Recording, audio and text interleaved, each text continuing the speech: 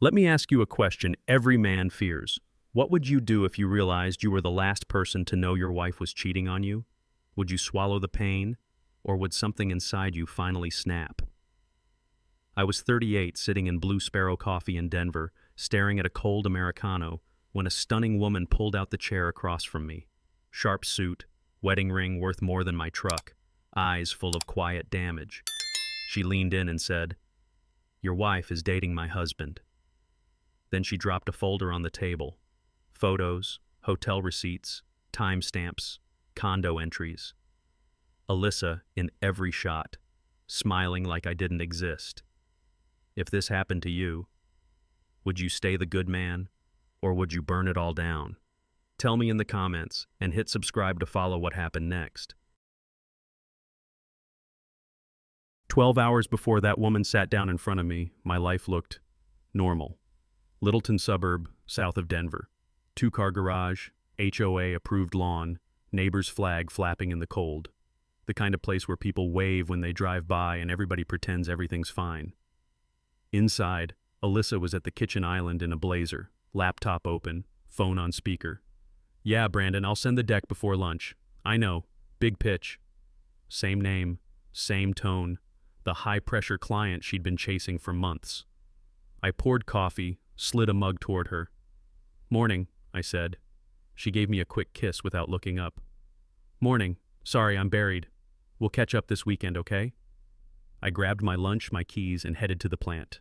Technician-led at a renewable energy company. Decent paycheck, good benefits. I'd busted my ass for years so we could have this exact life. House, savings, a future that felt safe and comfortable. Driving up C470, I told myself, "You've got it good. Stop overthinking." But there was this little knot in my gut I couldn't untie. Something off in her voice, in our mornings, in the silence between us. I heard it. I just chose not to ask why. The real break didn't happen in that coffee shop. It happened in the dark, at 2:47 a.m., in the house I thought I'd be old in. The room was quiet, furnace humming, wind pushing against the windows. Alyssa was asleep beside me, arm draped across my chest like always.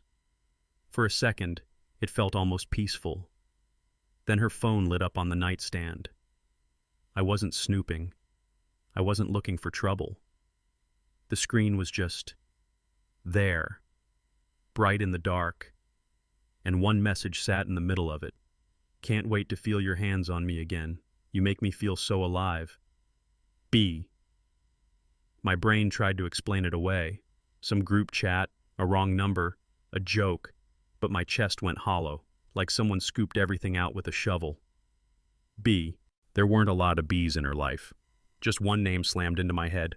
Brandon Wells, the demanding client. The reason for all the late nights and "don't wait up" texts.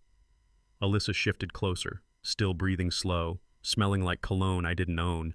I lay there staring at the ceiling, heart pounding, pretending maybe I'd misread it.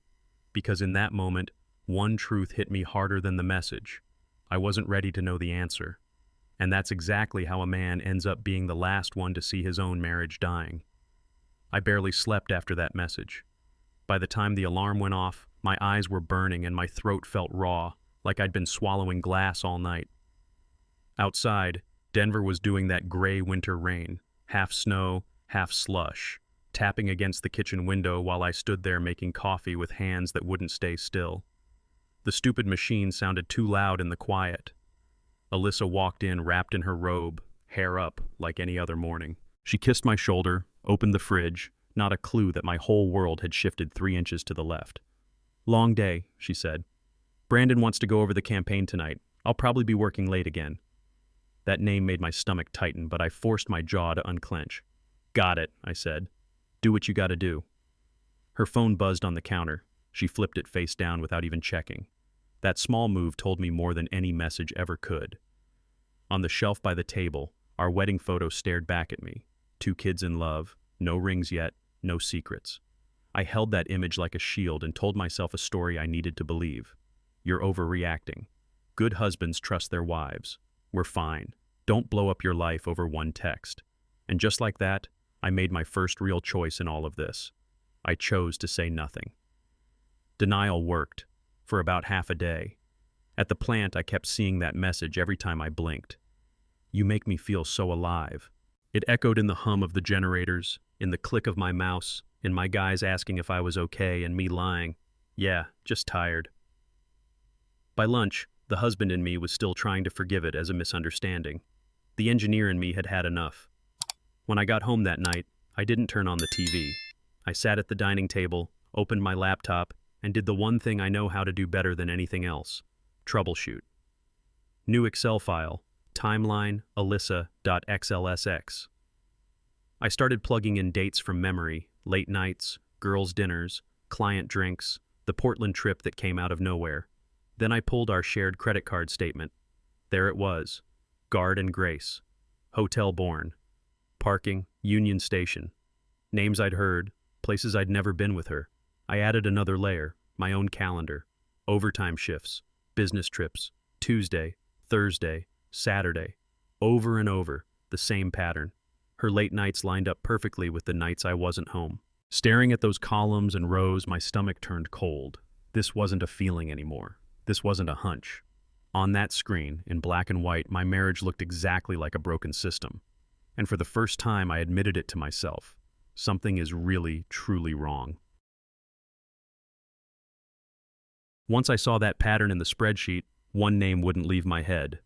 Brandon, the big client. The reason for every "don't wait up, babe."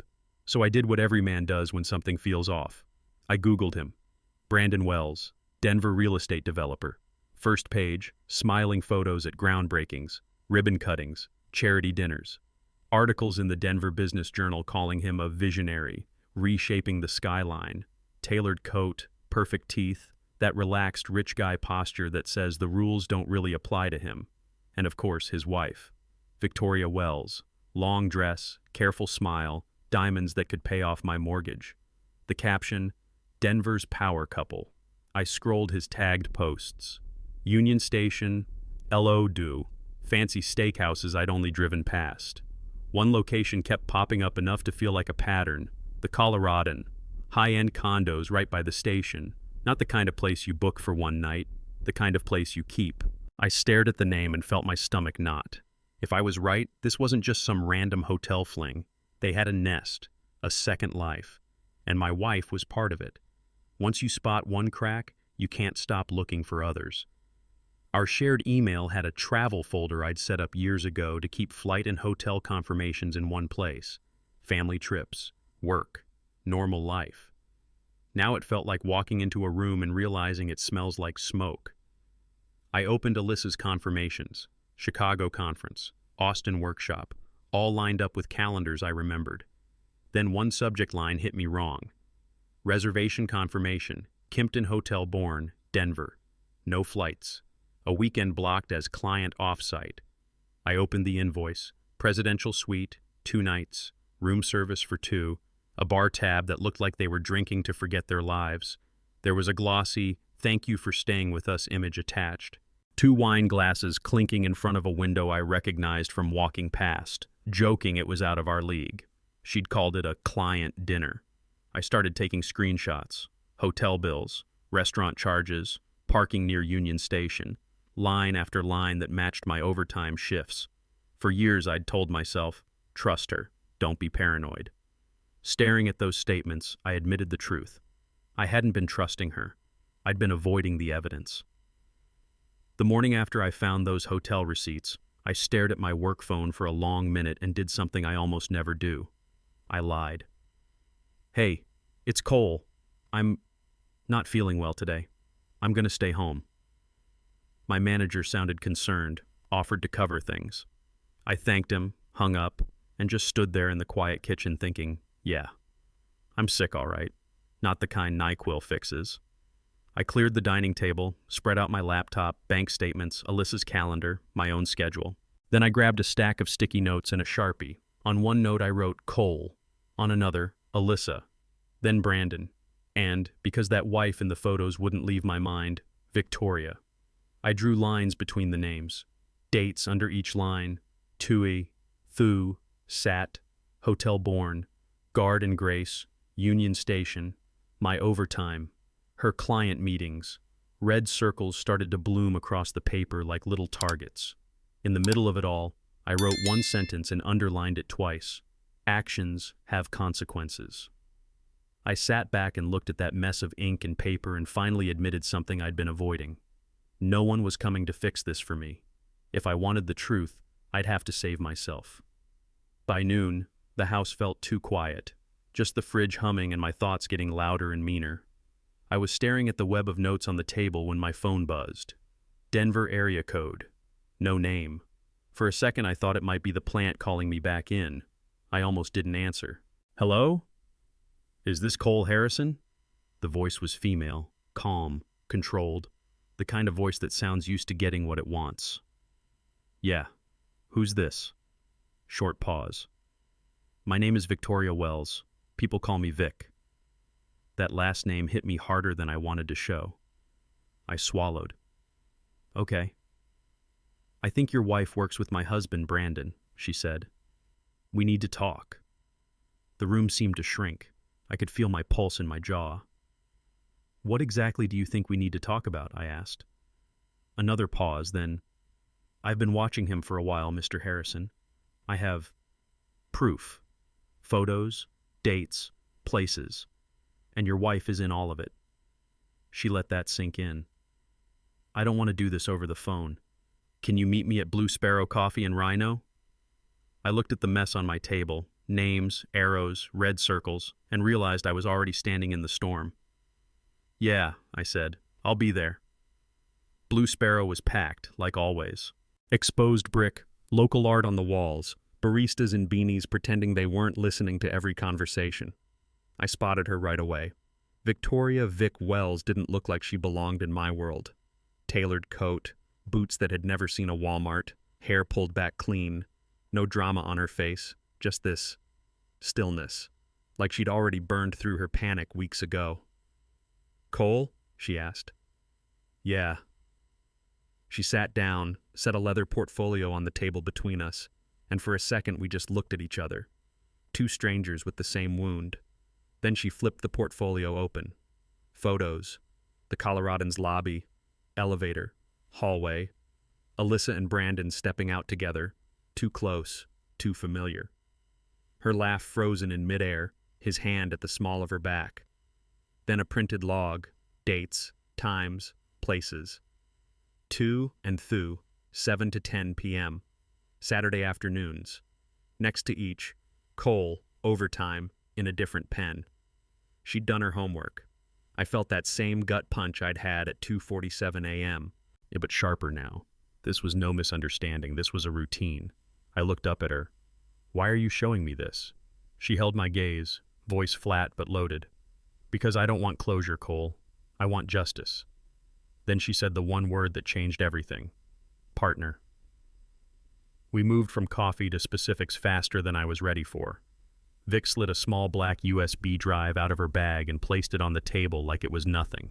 To me, it looked heavier than a gun. This, she said, is a keylogger. You install it once on your home computer. It records every keystroke, passwords, emails, messages, all of it. I stared at it. That's illegal. She didn't even blink. Your home PC is a joint asset. You pay for the internet.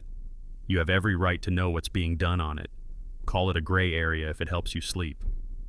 I rubbed my thumb over my wedding ring, feeling the groove it had worn into my skin over the years. I'm not a hacker, I said. I'm not this guy. You're a husband who's been lied to, she replied quietly. He's using company money. She's using company time. They're not just cheating on us, Cole. They're stealing. You want justice? You need proof that sticks. Part of me wanted to throw the thing in the trash and go back to pretending. Another part of me, the part that had watched Alyssa walk into that condo on paper, was done pretending. I picked up the USB, closed my fist around it, and felt the metal bite into my palm. Okay, I said. I'll get you what you need. I carried that USB in my pocket for a full day, telling myself I wasn't actually going to use it. It felt like a test. Am I really that guy now? The answer showed up in the most ordinary way. Alyssa came home, kicked off her heels, gave me a quick kiss. I'm wrecked, she said. I smell like an office. I'm jumping in the shower before I head back out. Brandon wants another late run-through. That name again. She went upstairs. Bathroom door shut. Water thundered on. The house turned into one long ticking clock. I sat down at our home computer. Same desk we'd used to book vacations, pay bills, pick out furniture together. Now it felt like an operating table. My hand shook when I plugged in the USB. No big flashing warning, no dramatic sound, just a tiny blink of light and my own heartbeat slamming in my ears. I watched the cursor flicker, imagined code slipping quietly into the background. 1 minute, 2, 3. Every pipe groan sounded like her footsteps in the hall.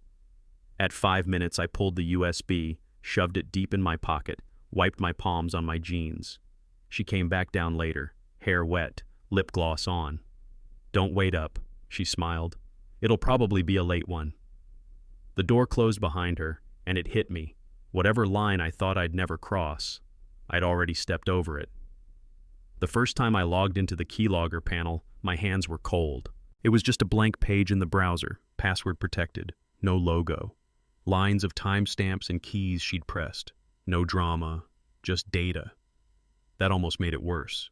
At first it was nothing. Grocery lists, Netflix searches, a password or two. Then I saw her open her personal Gmail, the one she'd never mentioned, with a username I recognized from years ago.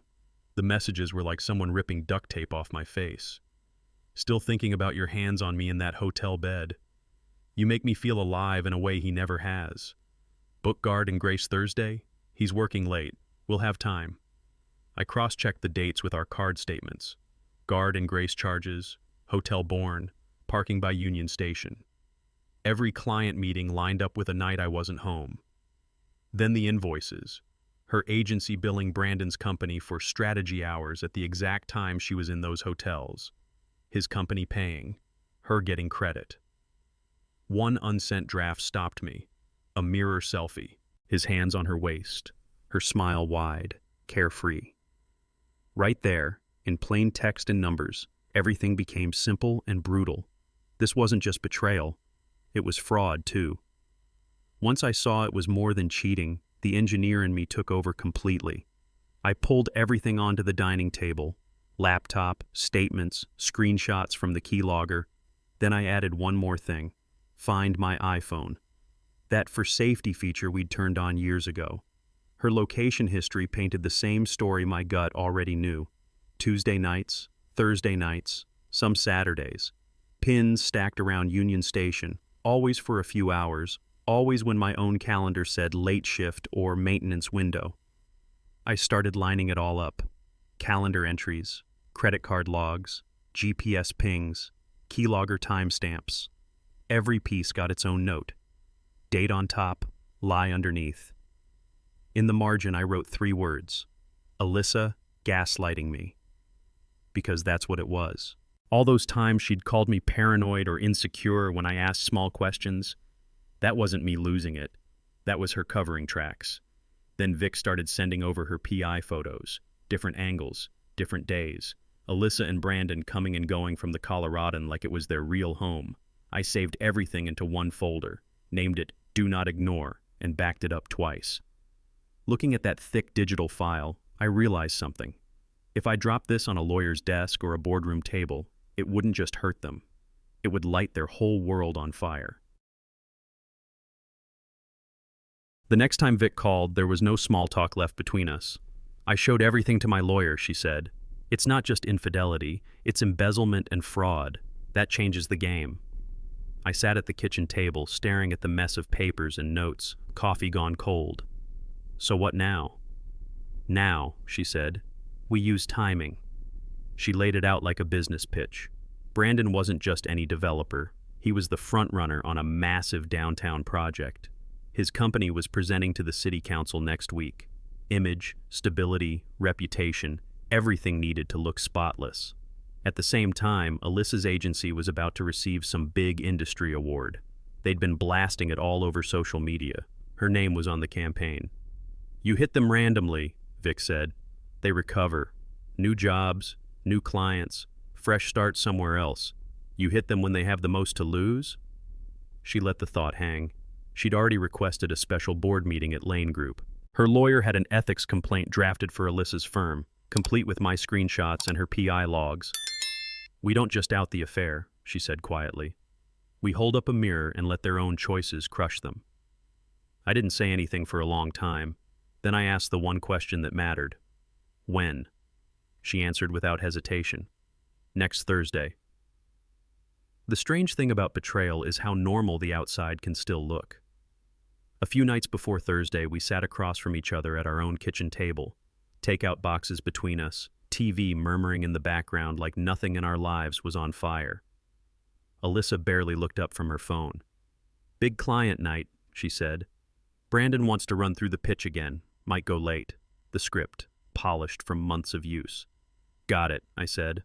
My voice sounded steady, too steady. She went upstairs to change.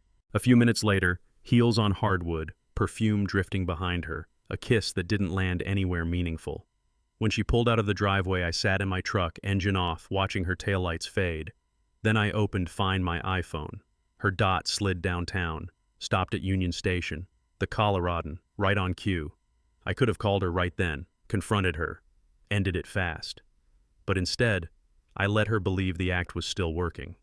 Because sometimes the most dangerous thing a liar can face is the moment you stop letting them know you know. Sitting in that truck, staring at my own dark house like I was the outsider, something inside me finally cracked open. I thought about every overtime shift I'd taken so we could get ahead. Every weekend I'd said, "I'll cover it," because that's what a dependable man does. I thought about the year I missed my own birthday dinner because a turbine blew and I was the only one who could fix it. She'd sent an emoji, one candle, one. Next year, I built a life for two. She lived a life for one. And somewhere in that gap, I stopped asking whether I wanted this life and focused only on keeping it running.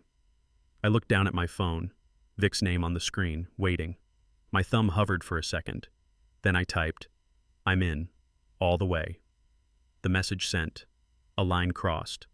And sitting there in the cold glow of my dashboard, I realized I wasn't the man she thought she could keep fooling anymore. And I wasn't the man I used to be either. I was becoming someone she should have never underestimated. After I sent that text to Vic, things got very organized, very fast.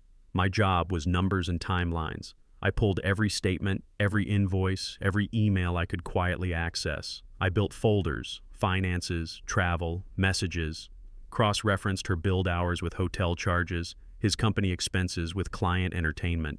It all lined up too neatly to be anything but deliberate. Vic's side was heavier. Her lawyer drafted complaints.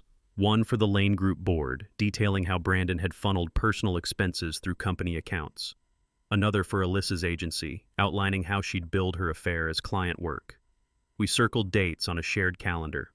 Board meeting, locked. Award announcement at Alyssa's agency, locked. Confrontation at the Coloradan, the same week, Thursday night. Somewhere in the middle of an email chain, Vic wrote, "Let's give this a name. Operation Consequences." I stared at that word longer than I should have. It felt cold, heavy, right. For months they'd written the script. For the first time I felt like we were holding the pen. The night before everything was set to go down, the house felt strange, too quiet, like it knew something I didn't want to say out loud. I was rinsing dishes when Alyssa came up behind me and wrapped her arms around my chest. It caught me off guard. She hadn't done that in a while. She held on longer than usual.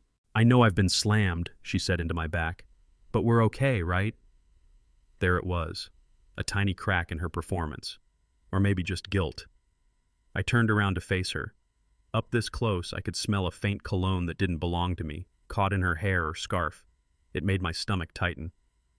"We're fine," I said. The words came out smooth, practiced. I almost sounded convincing. Behind her, in the hallway mirror, I could see us both. Two people standing close, eyes not quite meeting, each hiding a different war. For a second I wondered if years from now, this would be the moment that replayed in my head. Her asking a question she already knew the answer to. Me giving her a comfort we both knew was a lie. Thursday morning, my phone buzzed before my alarm. "Vic, can you talk?" I stepped into the garage, door closed, breath fogging in the cold. She didn't waste time. "Tonight," she said. "Brandon thinks we're having a quiet dinner at home. My lawyer will be there. So will divorce papers." I pictured him walking into his own kitchen, expecting wine and affection, getting served instead. "And Alyssa?" I asked. "She's expecting him at the Coloradan. Same time, same script as always. He won't show. You will." For a second, I couldn't answer. I just stared at the workbench, at the tools I'd used to fix everything in this house. But this. "Cole, listen," Vic said, voice softer. "Lane Group Board meets at 9 tomorrow. Ethics complaint hits her agency inbox by noon. This is the window. After tonight, we can't undo any of it." "I know," I said. When we hung up, I went inside, turned on the printer, and watched page after page slide out. Emails, invoices, logs, photos. I slipped them into a plain folder. It felt less like paper and more like a loaded weapon. There wasn't any going back now. Tonight, whatever this was, it would end. That evening, she walked in with a plastic bag swinging from her wrist. "I brought pho," Alyssa said, forcing a brightness that didn't quite reach her eyes. "Eat quick, I've got a big review tonight." We sat at the table, steam rising from the bowls, the smell of basil and lime filling the space between us. From the outside, we looked like any tired couple grabbing a fast dinner before another long work night. Up close, I noticed her hand shake just a little when she picked up her chopsticks. "You okay?" I asked. "Just tired," she said. "Big client, big night." She tried a small laugh and went back to her phone. I saw the message she typed without reading all of it. "On my way. Can't be late." I didn't need to see the name to know who it was for. I finished my food, carried the bowls to the sink, let the water run over them while she grabbed her keys. "Don't wait up," she said at the door. "Could go late." "I won't," I answered. The door closed behind her with a soft click that felt a lot louder inside my chest. Then I took my coat, picked up the folder of evidence, and walked out too. Her to the life she thought she'd built, me to the one I was about to tear open. Downtown was half ice, half slush. By the time I pulled into the garage at Union Station, my hands were sweating on the wheel even though the night could cut skin. I followed a couple into the elevator pretending I belonged there. 28th floor, carpet too soft, air too warm, lights too calm for what I was about to do. I found 2807. The light under the door glowed. She was already inside, already waiting for the wrong man. I took one slow breath, the folder heavy in my hand. The hallway hummed with quiet, like the building itself was holding its breath. Then I knocked. A beat. Footsteps. Her voice through the door. "Brandon?" And in that instant, before the door even opened, I knew one truth. The lock clicked, the handle turned, and the door swung open. Alyssa stood there in a black dress I'd never seen before, makeup done, hair perfect. She was already smiling when she started to speak. And then she saw me. The smile died so fast it was almost painful to watch. Her face went from flirty to shocked to something close to scared in a heartbeat. "Cole?" she whispered. How did you?" I didn't push past her. I just lifted the folder between us, the one that suddenly felt a lot heavier than paper. "I think that's my question," I said. She stepped aside without really meaning to, and I walked in. The place looked exactly like I'd imagined it from the bills. Nice, expensive, temporary. 2 wine glasses on the counter, a bottle already open, jazz playing low from somewhere in the ceiling. Everything set for a night that wasn't going to happen. She closed the door slowly, like dragging out the seconds might change what was coming. "Cole, I can explain," she started. I set the folder on the table, met her eyes, and finally said the words I'd been carrying for weeks. "We need to talk." For a second, we just stood there, both of us breathing too loud. Then I opened the folder. On top was a printout of the Fairmont stay in Seattle from months back. Presidential suite, 2 nights. I slid it toward her. "You told me that weekend was a conference," I said. "You even brought me back a mug." Her eyes flicked over the page, then to me. "Cole, that was work. I laid the next page down. Guard and grace, 2 entrees, 2 drinks, late Thursday nights that lined up perfectly with my overtime, then the calendar screenshots, highlighted blocks on Tuesday, Thursday, Saturday, client work, strategy session, matched side by side with GPS hits at the Coloradan. My hands were steady, my voice too, years of debugging broken systems, just walking through the evidence. Last came the emails and invoices, hours billed to Brandon's company for the exact timestamps her keylogger showed her in hotel Wi-Fi, sending him messages about his hands and her feeling so alive. Alyssa's face crumpled. "It just happened," she whispered. "I never meant for it to go this far." I shook my head. "No," I said quietly.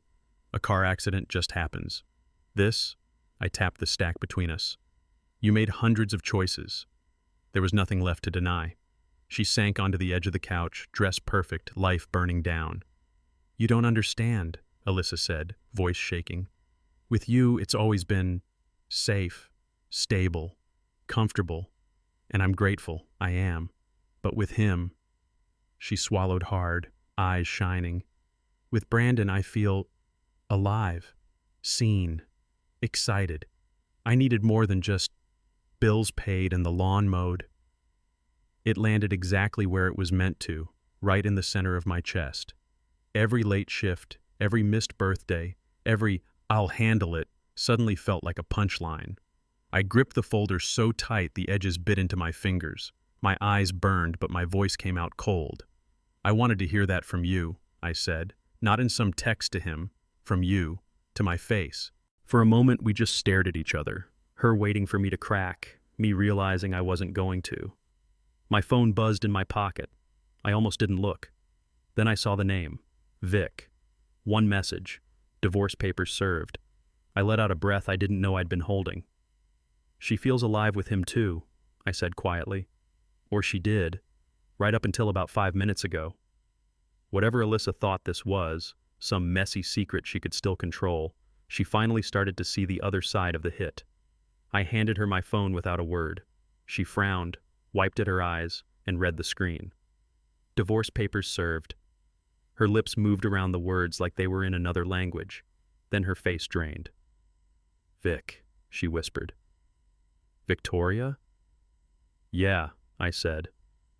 "His wife." She looked up at me, something ugly forming behind her eyes. "How do you even know that? How do you—" "We've been working together, Alyssa." It was like I'd hit her. She actually staggered back, heel catching the leg of the coffee table. The chair behind her tipped, crashed to the floor. She didn't even flinch. "You what?" Her voice jumped an octave. "You and his wife? You've been spying on me? On us?" Tears were rolling now, anger riding right behind them. "So that's it? You two teamed up to destroy us? Do you have any idea—" "Stop," I cut in. "We didn't make you book the hotels. We didn't write those emails. We just stopped looking away." For the first time since I walked in, she looked genuinely scared. Not of losing him, but of realizing the game she thought she was running had already been turned back on her. We picked up the chair together in silence, like we were just cleaning up after some clumsy accident instead of a wrecked life. "What happens now?" she finally asked, voice small. "Now," I said, "you pack a bag. You find somewhere else to stay. Tonight." Her head snapped up. "Tonight? Cole, come on. We can go to counseling. We can try to rebuild—" "No!" I didn't raise my voice. I didn't need to. "I'm done sitting in a house pretending I don't know what I know." She stepped closer, eyes searching my face like she was trying to find the man she married somewhere behind it. "I did love you," she said quietly. I shook my head. "You love the life," I said. "The safety, the backup plan. But you didn't love me enough to stay faithful. And that's the only kind of love that counts in a marriage." There wasn't anything left after that. I picked up the folder, walked to the door of the condo, and opened it. The hallway was empty, the light harsher now. Behind me, I heard her start to cry. I didn't turn around. The latch clicked shut behind me, and when I stepped back toward the elevator, the snow outside the window was coming down heavier, erasing everything in white. She did go home that night. I slept on the couch. Around 7:30 a.m. Her work phone started screaming on the kitchen counter. Unknown office number. She hesitated, then answered on speaker without thinking. "Hello, this is Alyssa." I stood by the coffee maker, back turned, listening. "Ms. Hartman, this is HR and the Ethics Committee. We've received a formal complaint regarding your conduct with a client. Yes, it concerns Mr. Brandon Wells and your billing records. Effective immediately, you're suspended pending investigation."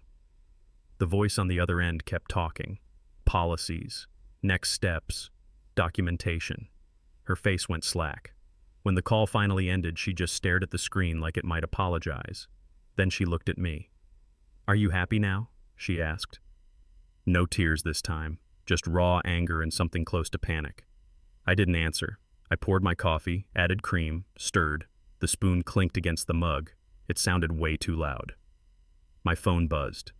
"Vic, board vote today." Another domino about to fall. For a second, standing there between two buzzing phones and two ruined careers, I honestly couldn't tell if this felt like justice or just fallout. The Lane Group board met that afternoon. I wasn't in the room, obviously. I was in my own kitchen, wiping down a counter that was already clean, pretending the normal motions of life still meant something. Vic called as soon as she got to her car. "It's done," she said. No hello, no build-up. "Unanimous removal, effective immediately." I let that sink in. "How bad?" I asked. "Bad," she answered. The internal audit confirmed the embezzlement. Hotels, dinners, the apartment at the Coloradan, all run through company accounts. The other partners are furious. He's out of the CEO role, stripped of signing authority, and legal's already talking to the DA.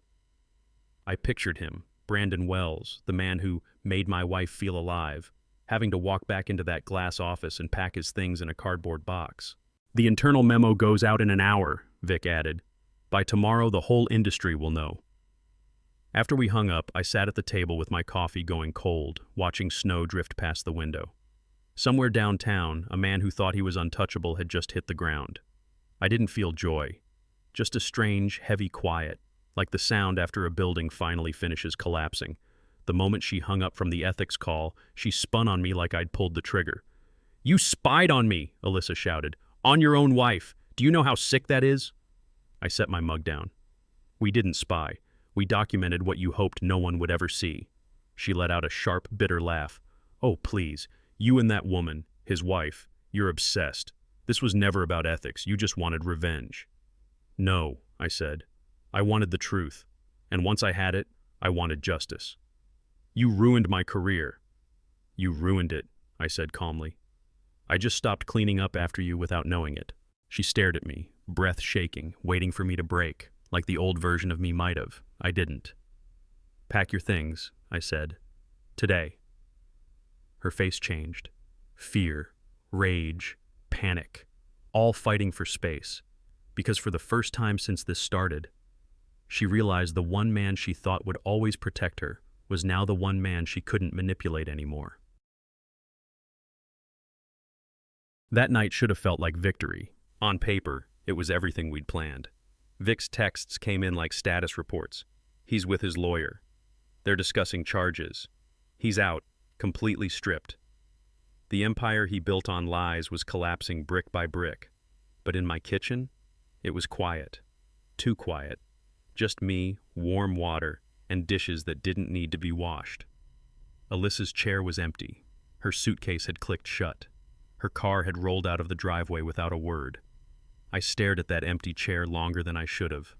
I'd told myself that when this day came, I'd feel triumphant, strong, like the good man who finally stopped being played. But instead, I just felt tired. Because sometimes justice doesn't feel like winning. It feels like surviving the blast that someone else set off, and realizing you're the one left standing in the silence. A few days later, after lawyers and emails and too many silent hours, Vic texted, "Dinner? We should talk like actual people, not just co-conspirators." She picked a small place in Fremont right by the canal. Not fancy, not loud, just warm light, worn wooden tables, the kind of spot people go to try and feel normal. She was already there when I walked in. No power coat this time, just a sweater, jeans, hair pulled back. She looked smaller without the armor. We ordered, made a little small talk about work, the weather, anything but what we'd done. It felt weird, like trying to use muscles we hadn't moved in months. At some point, over 2 half-finished glasses of red wine, I finally asked, "Was this always the plan, Vic? Total destruction? Or did it grow into that?" She didn't look away. "At first, I just wanted proof for a divorce," she said. "Something clean. But then I saw the money trails, the lies, the way he made me feel crazy for suspecting anything." She paused, choosing her words carefully. "I didn't want drama, Cole. I wanted justice, the real kind, the kind that actually costs something." And for the first time, I believed her. The food came. Neither of us ate much. There was a lull in the conversation, one of those quiet pockets where you either get up and leave or say the thing you've been holding back. Vic set her fork down, folded her hands, and stared at the table for a moment. "There's something I haven't told you yet," she said. Her voice had that careful edge, like she was stepping onto thin ice. I felt my back straighten. "Okay." She took a breath. "Brandon attempted suicide last night." The words didn't land all at once. It was like my brain had to replay them a few times before my body caught up. When it did, the chair suddenly felt colder under me. "What?" was all I managed. "He took a bunch of pills in his office," she continued quietly. "His assistant found him, called 911. He's stable now. They think he'll pull through physically, but..." She let the rest hang there. The restaurant noise faded into a murmur. Plates, glasses, soft music. None of it really registered. For the first time since this started, the weight shifted. Not off my shoulders, just differently. We sat there, both staring at nothing, the same thought sitting heavy between us. We hadn't made them cheat. But we had helped bring every consequence down at once. And now there was blood in the water, whether we meant it or not. We sat there in that little Fremont restaurant, 2 half-eaten plates between us, both suddenly a lot quieter. "Be honest," I said finally. "Do you think we went too far?" Vic didn't answer right away. She stared past me, somewhere over my shoulder, like she was replaying everything in fast forward. "Maybe we did," I said, saving her the trouble. "We didn't just expose an affair, we nuked their careers, their reputations. Now he's in a hospital bed." She looked back at me, eyes tired but steady. "They made their choices, Cole. We didn't force them to lie or steal or make us feel crazy for noticing. We didn't put those pills in his hand." 2:47 a.m. flashed in my mind. The glow of her phone, that first message. The moment I could have looked away and chose not to. I reached across the table. She hesitated, then let her hand rest in mine. We both let out the same long breath at almost the same time. "We can't undo it," I said. "No," she agreed. "We can only decide what we do next." And we both knew, whatever that was, it wouldn't be running back to save them. After that dinner, the fallout took on a life of its own. The DA's office requested Lane Group's internal audit files. Vic's lawyer forwarded everything: expenses, emails, the paper trail we'd both helped build. Brandon wasn't just a cheating husband anymore. He was a potential defendant. On Alyssa's side, her agency sent a formal letter. Words like breach of ethics, misconduct, and termination review jumped off the page. HR requested a statement. Legal wanted access to her devices. The career she'd been climbing for 10 years was hanging by a thread. Vic's attorney pulled me into a call. "We have grounds to pursue civil damages from both of them," he said. "Emotional distress, financial harm. We can make this hurt a lot more if you want." For a second, some dark part of me liked the sound of that. Then I thought about Alyssa standing in our empty kitchen with a cardboard box. Thought about Brandon waking up in a hospital, staring at a ceiling he didn't own. "No," I said. "No more.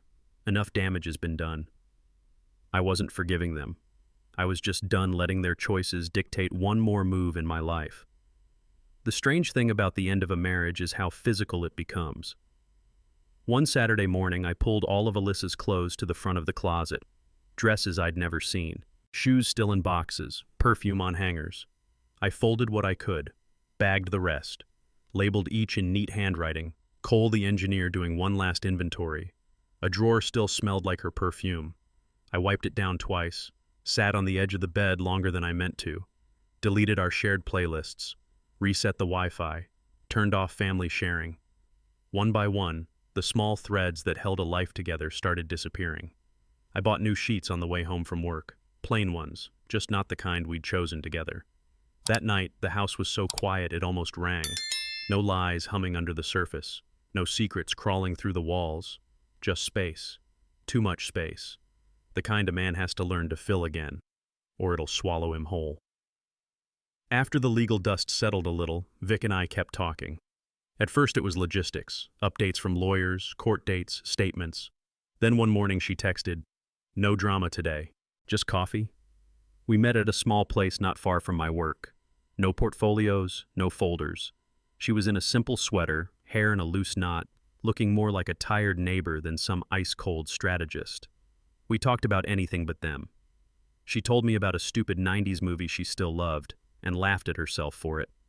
I realized I hadn't heard her laugh without an edge in it before. I told her about the time I almost got stuck overnight on a trail in Boulder because I ignored the weather report like an idiot. We traded stories that had nothing to do with betrayal or courtrooms. Just life, mistakes, funny moments, the people we were before we got turned into the cheated-on spouses. At some point, our hands ended up on the table close enough that it felt stranger not to touch. I turned my palm up. She hesitated, then rested her hand in mine, fingers lacing with this quiet kind of relief. For once, we weren't planning anyone's downfall. We were just two worn-out people testing a simple, dangerous question. Without the anger, do we still choose each other? Months later, the final hits didn't come as phone calls. They came as headlines. I was at the kitchen table Saturday morning, coffee in hand, when I saw his name on the front of the local section. Denver developer faces federal prison in embezzlement case. Brandon Wells, 2 to 5 years depending on sentencing. The article mentioned misuse of company funds, improper client expenses, that downtown condo. No mention of Alyssa, no mention of Vic, just a clean public fall. On my phone, an email from a friend still at Alyssa's agency. She's got an ethics hearing next week, might lose her license altogether. I read both, slowly, then folded the paper shut and set my phone face down. Outside, the last of the winter snow was melting off the roof, sliding down in slow sheets. The gutters dripped a steady rhythm. I stood at the window watching white turn to water, and let out a long breath I hadn't realized I'd been holding that whole year. This was it. Not a win, not a loss, just the end result of every choice they'd made. For the first time, I didn't feel the urge to add anything to it. One evening, after sharing a couple of funny texts about terrible movies, Vic sent something different. "So, what if we tried an actual date? No revenge talk, just us." I stared at the screen longer than I care to admit, then typed, "You realize we've already seen each other at our absolute worst, right?" She replied with a laughing emoji and, "Exactly. No surprises. Just honesty." We ended up meeting at Union Station, of all places, the same area where our marriages had quietly died. This time there was no secret condo waiting, no lies to coordinate around, just 2 coats, 2 coffees, one long hallway of light and old brick. We walked and talked about normal things, music, work, the fact that neither of us knew how to do normal anymore but wanted to try anyway. At some point, she slipped her arm through mine like it was the most natural thing in the world. "We don't have to define this yet," she said. "We just have to show up." I nodded, feeling something unfamiliar settle in my chest. Not anger, not payback. Just a small, steady hope that maybe we could build something real. This time without anyone else getting hurt. 6 months later, the noise finally died down. Brandon stood in front of a federal judge and got just under 3 years. The article said he nodded, eyes down, like he'd already served most of the sentence in his head.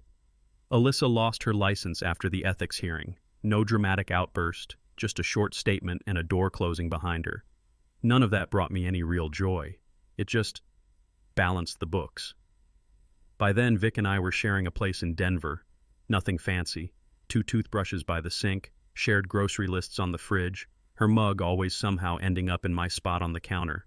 Quiet, in a way my life had never been before. One cold, sunny morning, we stood by the window looking out over the city that had watched all of this happen. "Some people would call what we did revenge," I said. She shrugged. "Some would call it justice." I looked at her, at us, scars and all. Or maybe, I said, it's just a kind of love we had to earn the hard way. You've heard the whole story now, so tell me, what do you call it?